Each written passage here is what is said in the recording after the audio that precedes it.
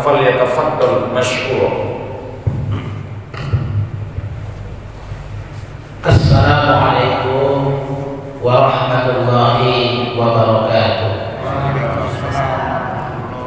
Alhamdulillahi rabbil alamin wal 'aqibatu lil muttaqin wa la 'udwana illa 'alal zalimin.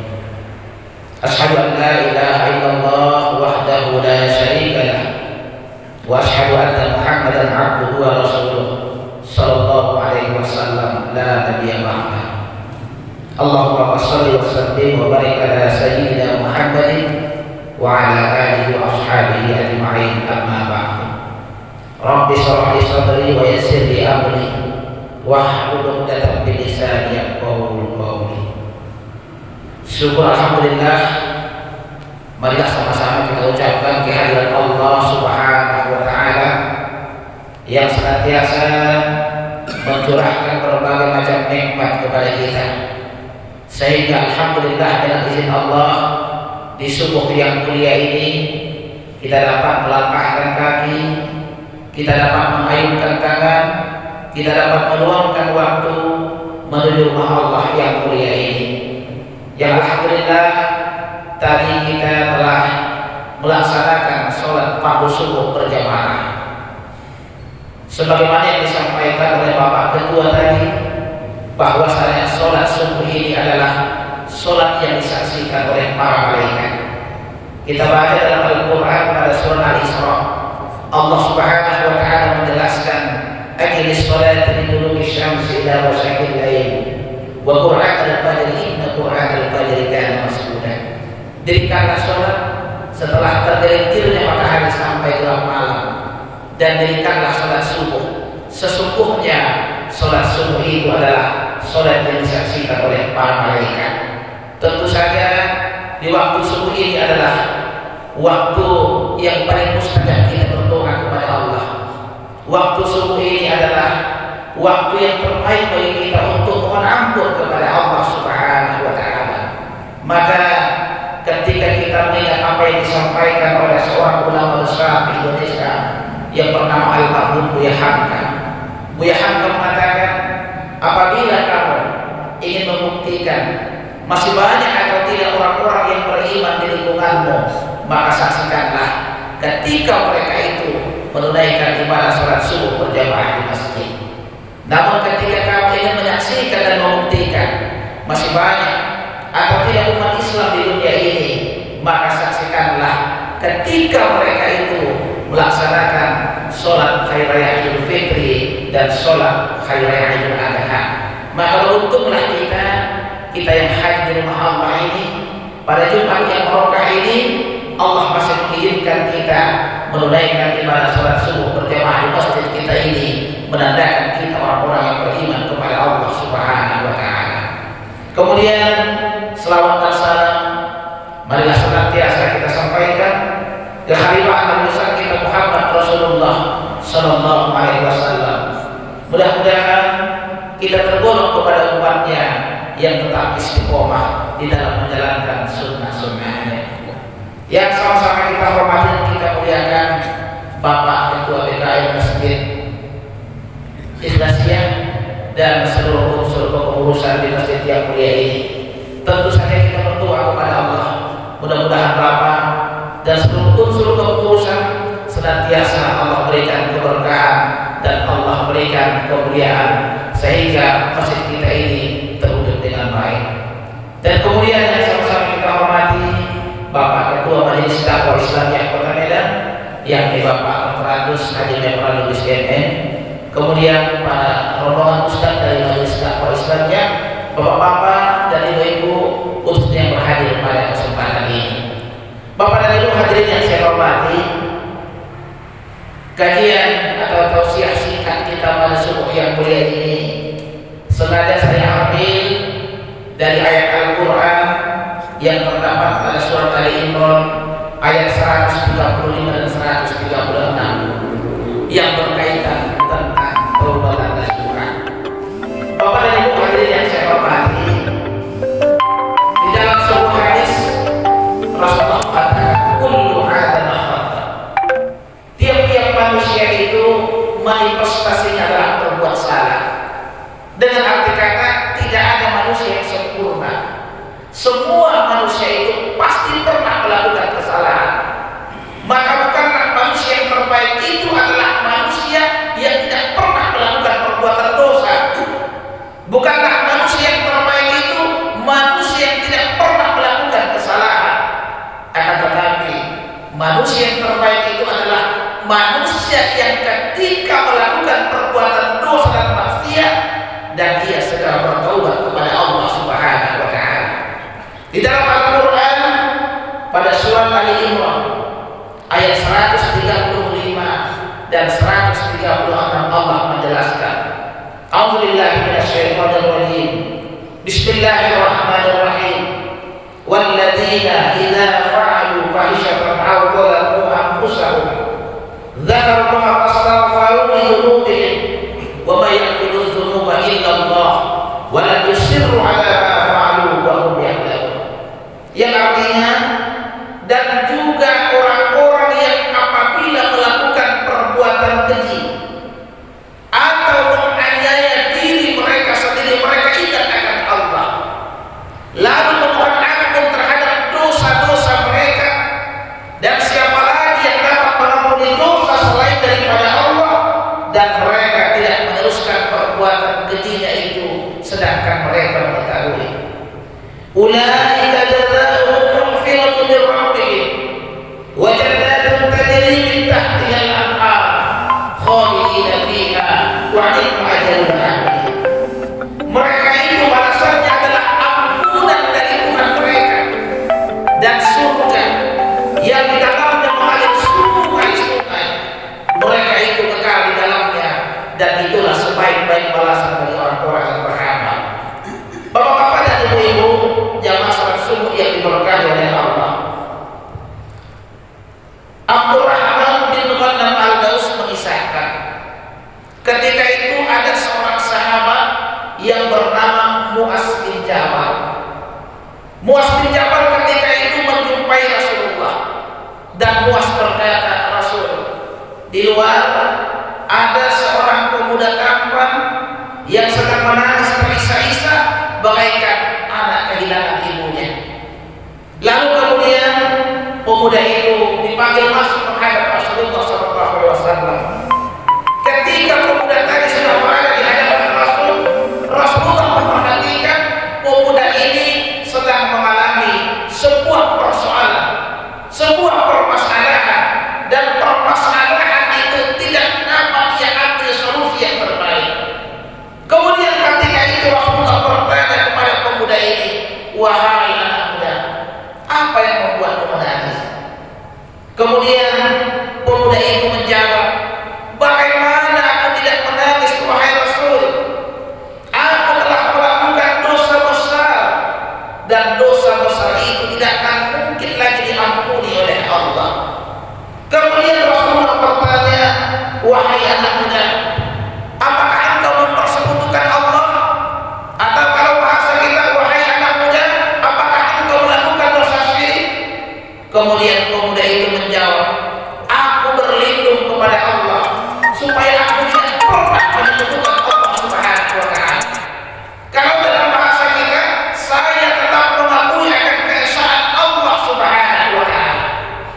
Kemudian Rasulullah bertanya lagi, wahai anak muda, apakah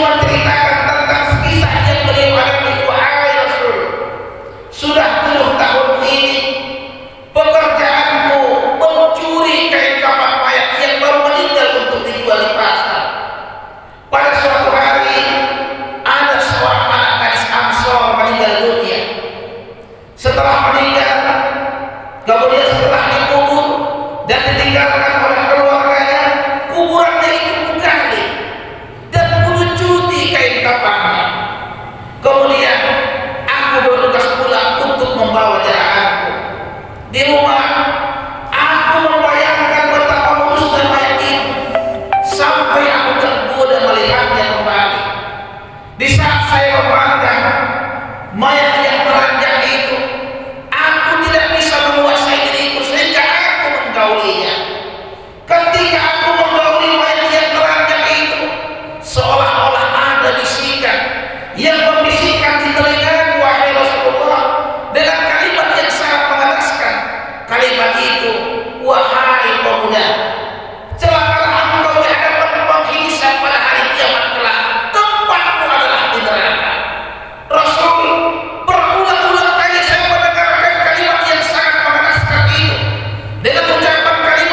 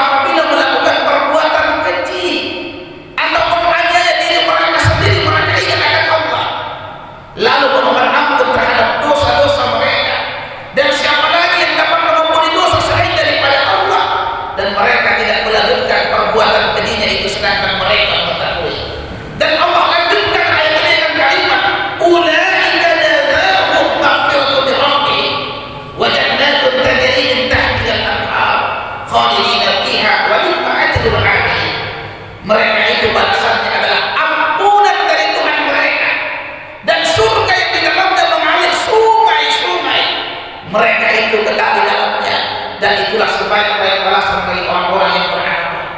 Bapak dan Ibu hadirin yang saya hormati, setelah Rasulullah menerima wahyu ini, kemudian Rasulullah bersama para sahabat yang mengikutinya berangkat mencari pemuda tadi, yang akhirnya pemuda itu ditemukan di antara dua batu besar dalam keadaan lemah dengan mata sembab karena terlalu banyak menangis. Kemudian Rasulullah yang mulia itu menghampiri pemuda itu serta Rasulullah bersihkan debu-debu yang menempel di kepalanya. Lalu Rasulullah berkata, wahai anak muda, sesungguhnya saya ingin memberikan kabar gembira kepadamu, kata Rasulullah, bahwa engkau ini adalah seorang hamba yang dibebaskan oleh Allah dari api neraka. Taubatmu diterima oleh Allah. Nah, Bapak dan Ibu, kisah yang kita sampaikan ini adalah merupakan asbabun nuzul atau sebab-sebab turunnya ayat Al-Quran surat Ali Imran ayat 135 dan 136. Dan dapat kita simpulkan, Bapak dan Ibu, sesungguhnya manusia itu tempatnya salah. Tidak ada manusia yang sempurna itu yang kita jelaskan tadi, tapi manusia yang sempurna itu adalah atau manusia yang terbaik, manusia yang ketika melakukan perbuatan dosa dan maksiat dia segera bertaubat kepada Allah. Nah, oleh sebab itu satu kunci dalam kehidupan kita, semakin lama kita hidup maka semakin singkat jalan yang akan kita lalui. Semakin bertambahnya umur maka terkadang kenikmatan itu semakin berkurang. Andai kata Bapak dan Ibu belum ada perasaan di dalam diri kita untuk bertaubat kepada Allah dan kita senantiasa bangga dengan perbuatan dosa yang kita lakukan, tidakkah kita pernah berpikir, Bapak dan Ibu, andaikan di saat kita melakukan perbuatan dosa dan maksiat, kemudian ketika itu ajal menjemput kita, karena kematian itu adalah rahasia dari Allah Subhanahu wa Ta'ala. Ketika sudah datang ajal itu, tidak akan dapat dimajukan walaupun sesaat, dan tidak akan dapat diperlambat walaupun sesaat. Bukankah banyak para ilmuwan Islam mengatakan hidup di dunia ini bagaikan seorang musafir. Hidup di dunia ini adalah sangat singkat, tapi walaupun singkat di dunia ini, yang singkat itulah yang akan menentukan bagaimana keadaan kita di akhirat. Akhirnya marilah kita berdoa kepada Allah, mudah-mudahan sisa-sisa umur yang Allah berikan kepada kita adalah umur yang penuh dengan keberkahan. Umur yang penuh dengan keberkahan itu semakin bertambah umur, semakin dekat kita kepada Allah Subhanahu wa Ta'ala. Dan andaikan ajal menjemput kita, mudah-mudahan kitalah nanti insya Allah golongan hamba-hamba Allah yang tergolong mendapatkan husnul khatimah.